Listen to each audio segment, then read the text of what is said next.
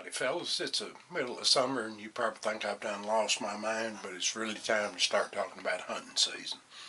This part of the country, squirrel season will start the last of this month. I don't squirrel hunt that much anymore, but if you did, I probably wouldn't go hunting until cooler weather on account of the bot flies or wolves that get into squirrels, but maybe some of it do. It don't hurt anything. You can cut them out, and it doesn't really hurt the meat on the squirrel.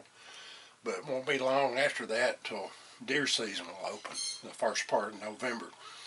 So it's time, especially on these days like today here where I live, it's 94 degrees, drier than a powder keg, and it's just really, especially for somebody like me, too daggum hot to get outside and do much. So it'd be a good time to pull out whatever type of hunting pouch that you use, whether it be something like this belt bag, or it's your traditional shoulder bag, or some type of fanny pack, whatever you like to carry, to take all your gear with you in the woods.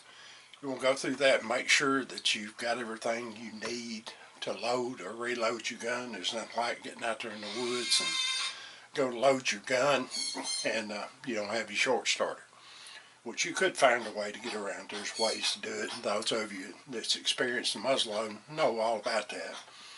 But go through there and make sure you got lube, patches if you're using round ball, maybe some tools to work on your gun in case you need to make a minor repair in the field. Just make sure you got everything in there you need to hunt for that day.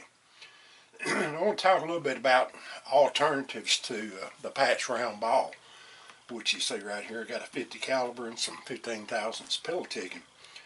I know my buddy Justin at Spirited Outdoors is working on his gun with round balls and trying to get it settled in with it, and he asked me what I thought about using some conicals he had, and I said, well, it's worth a try, because what he's got is a Thompson Center Renegade barrel, which is a 1 in 48 twist, which is supposed to be a compromise between round ball and conical. Don't always work that way.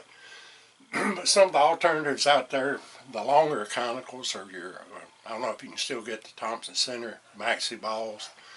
I know you can buy molds for like the Lee rifle engraved at loading bullets, and you know, you can buy them, I'm sure, for the TC maxi balls. If you want them mold, you own. But for the slower twists, 1 in 60, you might want to think about using something like this. They call it a Pennsylvania Hunter.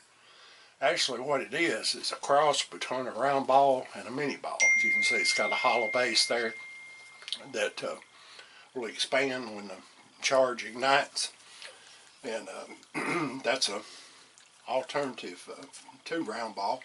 Of course, you need to make sure you got them lubed good to get them down the barrel. And this is an old round that I wish they still made. This was made by the Buffalo Bullet Company. It was called a ballette, because basically that's what it is. It's a cross between a ball and a bullet. It's a hollow base too. So that's an alternative for your slower twist guns. Now you can shoot the longer conicals in a slower twist. Now you might find they're really hard to load, because a lot of times your slower twists have deeper rifling because of your patch. It gives it something to grip to.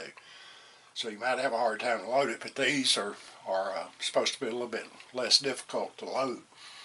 And that longer bullet, the shorter or slower twist, doesn't stabilize as well, and it can keyhole and just not be accurate at all.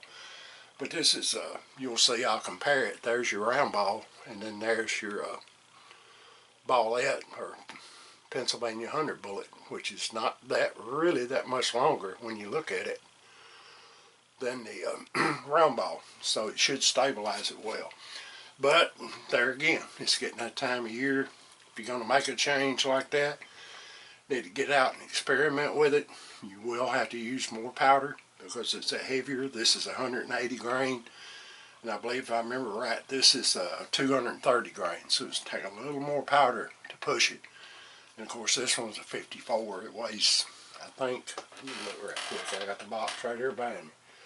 310 grains is what that weighs. So that's a big bullet.